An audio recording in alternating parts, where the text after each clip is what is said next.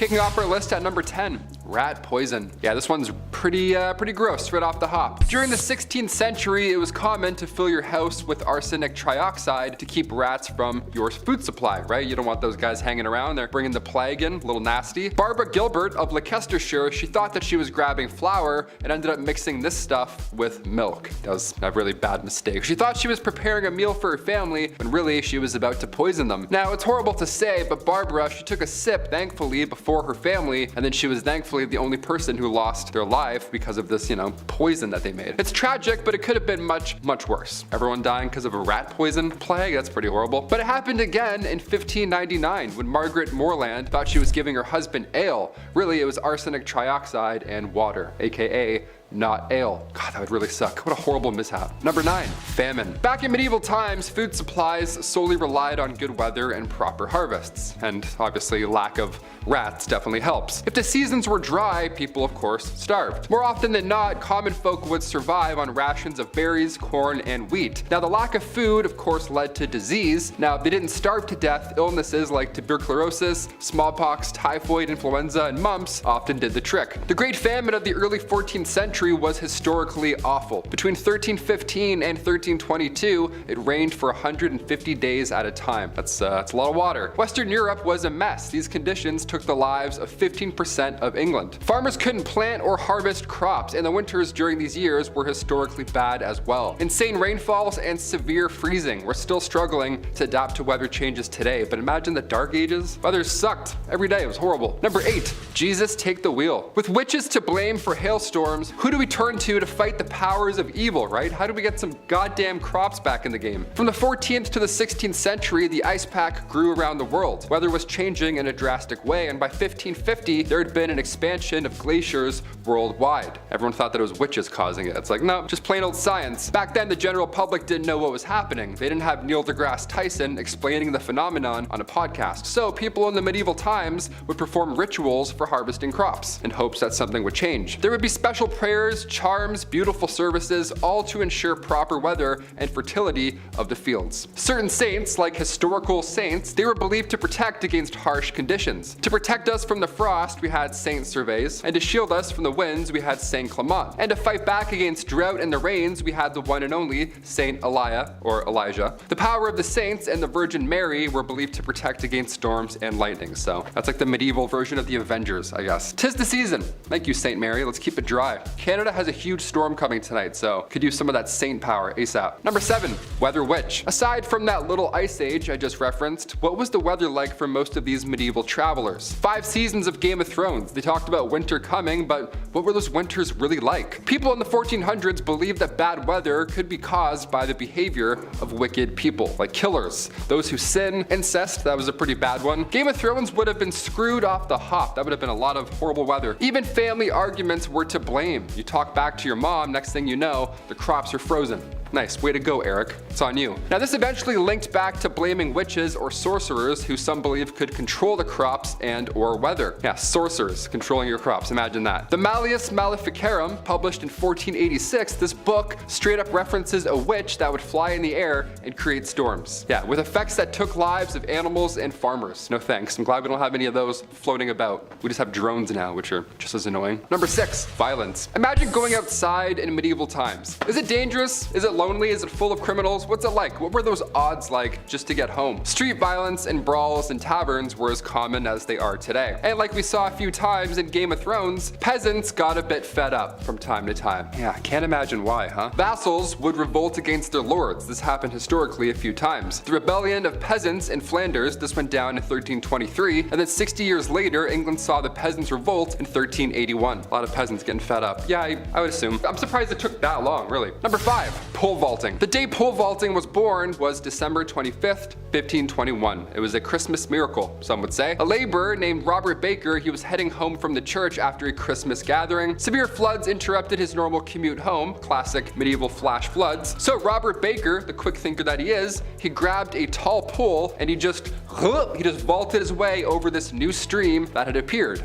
And then he continued home. He just carried the stick home and he was like, what have I done? What have I invented? Now, Bumblebee, we don't recommend this this as a commute. Don't pole vault over things in general, unless you're a professional, don't do that. Because later on, when attempting that same stunt, Baker's pole snapped mid-leap and he ended up drowning. Yeah, the poor guy bridged to Terabithia himself. You don't want anything to happen like that. That's really bad. Again, in 1540, a similar case. Somebody tried to leap over a pond, but the pole wasn't strong enough and it broke and they drowned. Do you pole vault? If so, comment down below how scary it is to learn, because I'm interested. I don't know. Number 4, falling bacon. If they ever made a Final Destination movie that takes place in medieval times, that'd be an odd pitch, this would be the opening scene, for sure. This is crazy. Not sure how true this is, but if so, oh boy, my palms are sweating. It was February 12, 1543, and Elizabeth Brown was working as a servant in the household of a man named Hugh Talmash. Now this was over in Huntingdon. Things were going swimmingly, I guess, until a tragic accident occurred. Elizabeth was the victim of a freak accident while sitting by the kitchen fire. A massive unsliced chunk of bacon was suspended in the chimney above her to smoke over time, and that day the rope decided to just go, and then said bacon ended up crushing her. Now, if you're smoking meats, don't put it above or near you. That's a bizarre way to smoke meat. And also, if you're smoking meat, must be nice. That's a crazy charcuterie board. Number 3, outhouse troubles. This next one really stinks. My gosh. If you're eating food right now watching this, maybe skip to number 2. I won't take it personally. Here we go. On June 2nd, 1523, a Cambridge baker named George Duncan went out to his back garden to use the medieval outhouse, aka the cesspit. Now today they're built a little differently, but back in the day it was a massive hole with a wooden rim. It wasn't pretty, it didn't smell great, it was horrible, it made you sick. Now Duncan, the poor lad, rumor has it, he was a little intoxicated, and Duncan, while doing his business, fell into said cesspit, leading him to suffocate to death in the worst way imaginable. Now it sounds like a crazy way to go in medieval times, but it can happen today as well. Because in 2014, 2 people lost their lives trying to recover a cell phone that fell into a porta potty. Yeah, imagine that. Losing consciousness in feces is a dangerous place to do it. That's very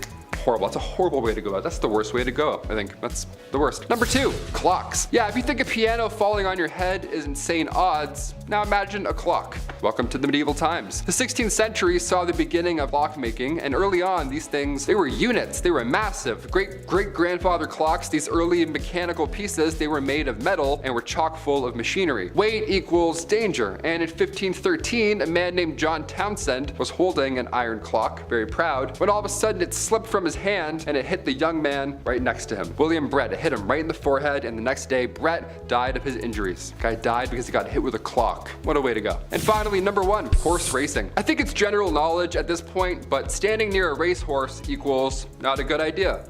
Right, you heard it here first on Bumblebee. January 16th, 1540, 2 riders named Henry Headlam and Brian Newton, they were racing back and forth along a wall in a garden right outside of London. Casual medieval time stuff, just racing horses. Now, Newton's horse was going quite fast, and Newton didn't realize that he was approaching an elm tree. Now, his head hit a branch from the tree, and he broke his neck and died the next day. Now, right after this first tragic death, racing was seen as a danger to spectators and riders. More than fair. Riding a live animal at top speed, yeah, that's obviously a little bit dangerous, I would assume. But then in 1534, Jane Jonies was just watching, not even riding, she was watching horse racing, and then out of nowhere, a horse trampled her. Yeah, 4 days later, her injuries got the best of her. So if you're watching any live horse racing this afternoon, I don't know, have some distance maybe. Move up a couple of seats in the stands. Horse racing is big in Ontario for some reason. I don't know, we have like one big one, constantly busy. At number 10, water carrier. These days, we have it so easy. We have the internet at our disposal to learn about pretty much anything, we have cars to get us from point A to point B, and all of our resources are close by. We get food from the grocery store and water from the taps in our houses. But back in the Middle Ages, things were a lot tougher for people, and they had to go through a lot just to get basic life necessities, like water for example. Getting water to people wasn't as easy as you might have thought, and so that's why getting water became a whole profession. In a medieval city, you lucked out depending on the area that you lived in. If you lived close to a river or stream, then you could get all the water you wanted and pretty easily too. But if you weren't so lucky to live near this resource, then you might have had to hire a water carrier to fetch it for you. People sought out strong young men to become water carriers for them, and as the name implies, they would get paid to go to the nearest source of water and bring it back for their employer. This profession became pretty popular in the late medieval period in London, and by this time so many people were working as water carriers that they created their own fraternity. At number 9, town crier. I'm sure you've heard of the town crier at some point in your life, right? They're often incorporated into pop culture pieces that take place in the medieval times. When you think of the town crier, you might also think of the famous hear ye that is associated with the speeches of the town criers. Back in the Middle Ages, the role of the town crier was a very important one, as it was a crucial way for the local authorities to communicate with the residents of their community. The town crier would often make announcements of new laws, royal proclamations, the start of events, and even the punishments of criminals. They were basically the news anchors of the past. Also, as I mentioned, we normally associate the town crier with the phrase hear ye, but the phrase first started off as oye, oye, oye, which later evolved into the phrase that we are more familiar with. Before we carry on talking about these strange jobs from back in the days of old, why not take a moment to leave a like on this video if you're enjoying it so far, and while you're at it, consider subscribing to the channel to see more videos like this one. At number 8, scribe. These days, most people know how to read and write. It's part of our basic education and is one of the first things that we are taught as kids in school. As we progress in society, basic literacy is taught more and more throughout the world, as some people in parts of the world might not have access to this privilege, but back in medieval times, most of the population was illiterate, which made the roles of scribes so crucial. Not everyone had access to the right education, but for those who did and could read and write, they often became scribes. The role of the scribe was as straightforward as the name predicts. Essentially, their job was to write. Scribes were hired to write all kinds of documents ranging from letters to business contracts. One of their hardest jobs, though, was to copy manuscripts, which was a job that may have taken a scribe several months to complete. Many men and women in monasteries held jobs as scribes, but for common folk in villages, being able to become a scribe was seen as highly valuable as well. At number 7, reeve. These days we have elected officials in our communities who serve as a sort of voice of the people. Back in the Middle Ages, they sort of had someone similar to that, and they were called reeves. The reeve was something of a local administrator, and their job was to oversee the day-to-day running of a manor, as well as to solve disputes between the peasants. The reeve was a peasant too, but they were normally elected by their neighbors or chosen specifically by a lord and served as a reeve for a 1-year period. This job eventually faded away as the feudal system began to decline, but fun fact, you can still find some reeves in parts of Canada. At number 6, peddler. This next job from the Middle Ages is one that we kind of still have these days, just a little more modern. We're talking about peddlers. You know how there are people who go door to door trying to sell you something, like back in the day when Avon used to do house calls? Well, this was essentially what peddlers did. Their job was to travel from village to village to sell various goods. This was how a lot of people in more remote areas were able to buy certain items. The peddler's job was pretty important for the local economy because it was able to bring business to larger areas than just one local town. It seemed like a good enough job, but socially speaking, peddlers were always looked at with suspicion. Oftentimes, local people would accuse peddlers of being criminals. Now, they easily could have been criminals, but it's really a case-by-case situation. You can't judge someone for just trying to get their coin. At number 5, gong farmer. Now, even though there were simple jobs like being a scribe and carrying water to people, there were also some messy and not so glamorous jobs as well. This next one I'm about to tell you about was definitely one of the worst jobs that you could have. See, there was a time before modern sewers and plumbing were a thing. This was a pretty icky time because rather than waste being disposed of in sewers, they were deposited into a privy or cesspit. Now, these things had to be cleaned out periodically, and guess what? There were people who were hired to do just that. The gong farmer was someone who was hired to maintain the cesspits, and so they would be given a large ladle and they would scoop out the waste and transport it away. Now, I can only imagine how horrible that job would have been and how horrendous the smell would have been too. It sounds like an absolute nightmare, so I'm glad it's not a thing anymore. At number 4, galley rower. Now, as bad as it might have been to be a gong farmer in the Middle Ages, there was apparently a job that was much worse that people would do anything to get out of, and that was the galley rower. This was considered to be one of the most grueling jobs from the Middle Ages, and I can see why. These people would be tasked with working on a galley and rowing a ship along with a team of up to 1,000 other people. Apparently, people hated this job so much that they would try and avoid being picked to be a galley rower at all costs. Many people would join the priesthood in order to become exempt from becoming a galley rower. Usually this job would go to the poorest peasants and even slaves, as it became more and more difficult to find people for the job. That was one occupation that everyone agreed was the worst. At number 3, cupbearer. Now this is a job that I wish was still around. Not because it's a great job or anything, but I feel like it could have been cool to have my own personal cupbearer so I could feel like a queen, you know? The job of the cupbearer was pretty self-explanatory. Their whole occupation was to serve the monarch their drinks. Now I know I said I would have wanted a cupbearer so I could feel like a bougie queen, but the cupbearer's job was a little more important than just serving drinks. See, there was always the fear that the reigning monarch could get poisoned because it was a very common act of treason back in the Middle Ages. The cupbearer was the only person tasked with serving drinks to the king or queen because they had to make sure that it wasn't poisoned, even if it meant tasting the drink themselves before serving it, just to make sure that all was well in the cup. A lot of trust had to be put into this cupbearer so they could be quite influential in the courts if all went well. They were risking their lives and safety doing a pretty basic task, but it was for the good of the realm. At number 2, alewife. Speaking of drinks though, let's talk about how the drinks got into the cups and who made them. In medieval England, women were mostly tasked with the practice of brewing ale, and they were aptly named alewives as a result. Alewives were very important not only for business, but also for the good of their families. Brewing was a quote, small scale, low investment, low profit, low skilled industry, but it brought success to a lot of married women as well as a substantial amount of independence, since this would have essentially been their business and their own source of income. These women would always be hard at work brewing because they sold their ale quite quickly.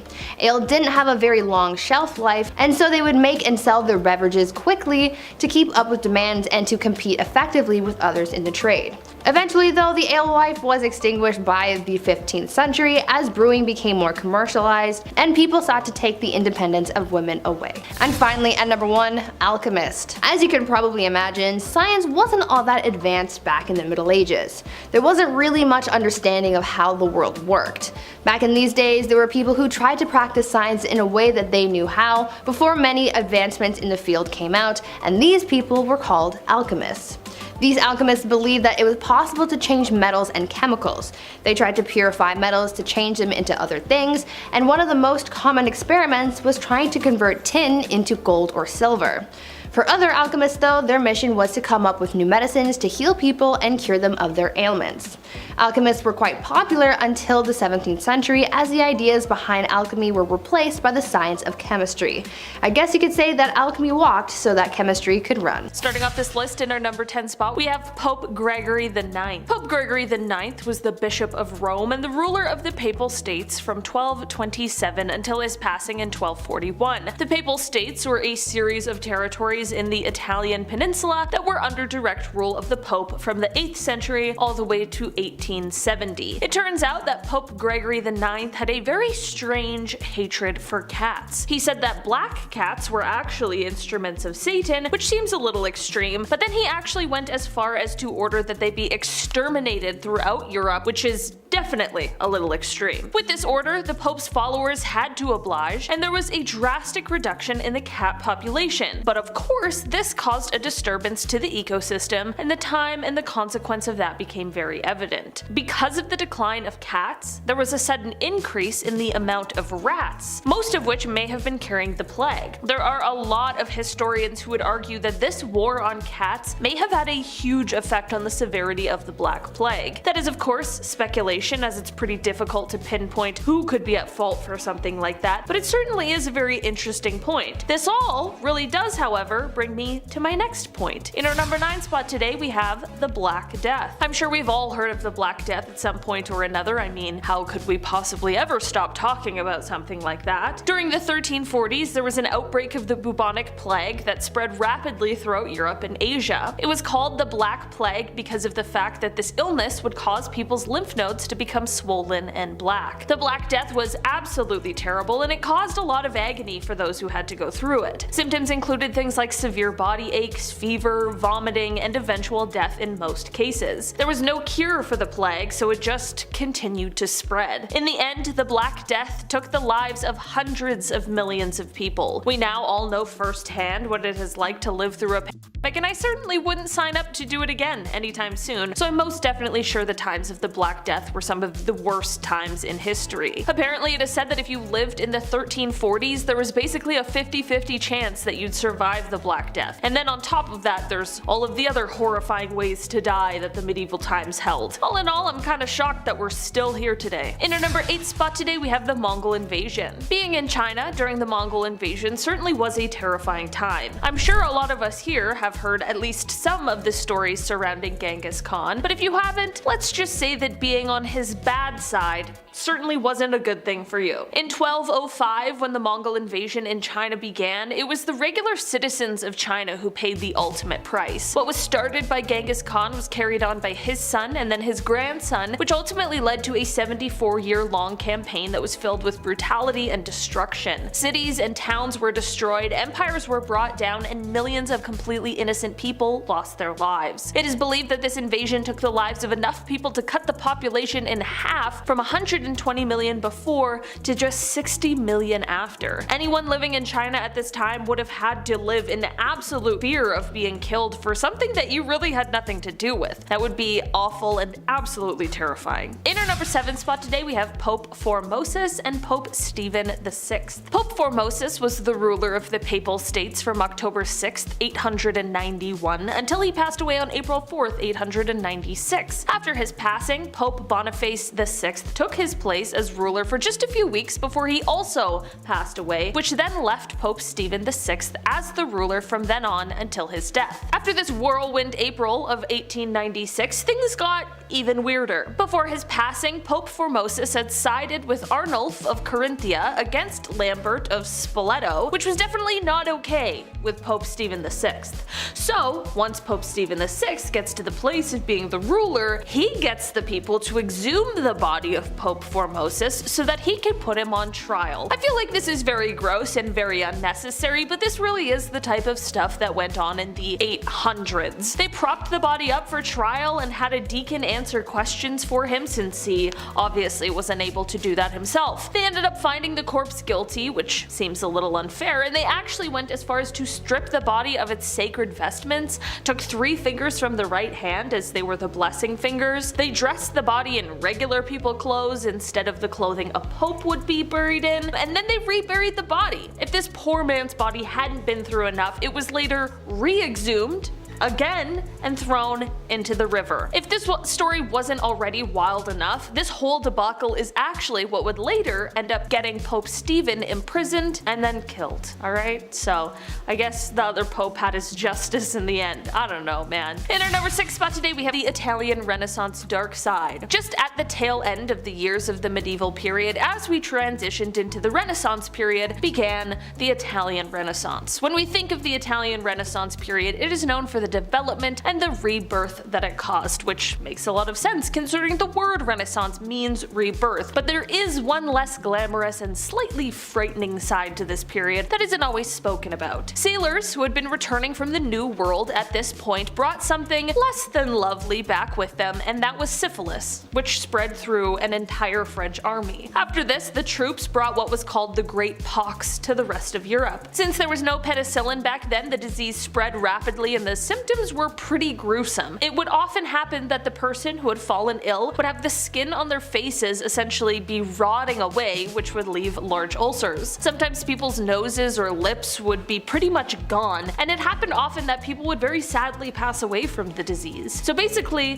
what we think of as a really beautiful time in Europe was both world-changing but also very scary and, like, I don't know, kinda close to a zombie apocalypse. In our number 5 spot today, we have King Charles VI. King Charles VI started off his reign by being very well loved and respected, but as time went on over his 4 decades of ruling, he ended up being known as Charles the Mad. His erratic behavior had him hacking up knights, imagining that he was St. George, and he would also have bouts of amnesia where he would be able to recognize some people, but not his wife and children. This is all very strange and of course quite sad, as he was obviously exhibiting signs of extreme mental illness, but one of the strangest symptoms was him believing that he was made of glass. He was terribly frightened of falling or being jostled too hard, and he would actually insert iron rods into his clothing to try and keep himself from shattering. But then he would also apparently run wild at top speeds throughout the halls of the castle or the streets, which would obviously mean that he was completely abandoning his fear of fragility. It apparently got so bad that he had to be held inside with the entrances blocked off. Sadly, he continued on this path until he passed away in 1422. In our number 4 spot today, we have William the Conqueror. In 1087, William the Conqueror decided to take on an all-alcohol diet. This is because he was suffering from extreme obesity and was struggling because of that fact. Because of this, he told his staff that he would only drink wine until his weight went down, but he ended up passing away less than a year later, and most of us are told that obviously this was because of the wine-only diet. That's actually not true. In an astonishing turn of events, this wine-only diet actually worked. Shortly after beginning his diet, he was able to ride his horse again, which was one of the main reasons he started the diet in the first place, as he was previously too heavy for the horse to carry. He actually died after falling from his horse during an expedition, which was completely unrelated to either his weight or his diet. It's entirely possible that had he not gone on this diet, he would have never ridden his horse and maybe would have lived longer? Truthfully, who knows? But I suppose in a very roundabout way, he did still kind of die from his wine-only diet. In our number 3 spot today, we have Olga of Kiev. Olga of Kiev became queen regent in 945 CE after her husband was killed, and during the time her son was too young to rule just yet. Olga knew that once her son was old enough to be crowned king, her power would be taken away, so she needed to see her wishes carried out before that happened. Her wishes included the capturing and killing of those who took the life of her husband, which was carried out by using scalding hot water. Yeah. Don't even want to imagine what that would have been like. Don't kill the king, I guess. Historically, it really doesn't seem to work out well. Apparently, in doing this, however, Olga developed a bit of a bloodthirst, and she would not rest until everyone associated with the people who killed her husband were all eliminated. It seemed like if you even looked in the wrong direction or breathed in the vicinity of someone who had something to do with the king's slaying, you could kiss your own life goodbye. Olga took hundreds of people out of the tribe that the killers were from. She devised a plan to bury the tribe leaders alive, and she even came up with a plan to set fire to their entire village. It is said that Olga may have locked the tribe's leaders in a bathhouse and burned it down, but we don't know for sure. All we do know is that she definitely was not okay. In our number 2 spot today, we have Mansa Musa. Mansa Musa was a deputy to the ruler of the Mali Empire, but when the ruler went missing while on a sea voyage to find the edge of the Atlantic Ocean, Mansa Musa became the ruler in 1312. During his rule, European nations were really struggling due to civil wars and a lack of resources, but the Mali Empire was flourishing because of their abundance of resources like gold and salt. Under his rule, the empire grew to take up a large